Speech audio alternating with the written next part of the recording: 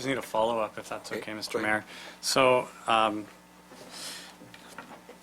sorry, I've got a lot of information here that I wanted to share with council and the public. As far as the taxpayers go in consultation, I'm not against any of that, but I'd also like to point out that we do have an official community plan, and in that official community plan, it outlines, as was in the report, the need to support and encourage alternate modes of transportation. That's one point.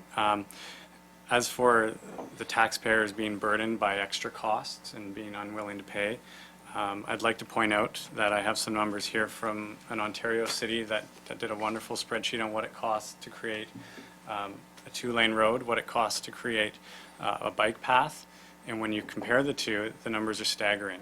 So if you wanted to take a two-lane road and turn it into a four-lane road so that you could have increased car traffic, you're looking at $2.5 million a kilometer. That's a lot of money. I'm sure if we brought that number up to council, they'd go, oh my God, $2.5 million, that's like, I don't know how many percent increase that is in taxes, but I think we'd have a heyday with it, and it would be a big deal for our taxpayers. Now, if we look at a kilometer of bike lane and what that costs, it's about $225,000. So it's about a tenth of the cost by Vaughan's numbers, and I'm not suggesting that our numbers might be exactly the same. But we have to think about what the long-term repercussions are if we don't move towards alternate transportation. What does it mean if we just keep building bigger roads and inviting more people to drive their cars more often? What does that really cost us? So I think that's a really important point. And that's, when I think about my vision for Courtenay, that's what I'm thinking about. I'm thinking about what's it going to look like 10 years and 50 years.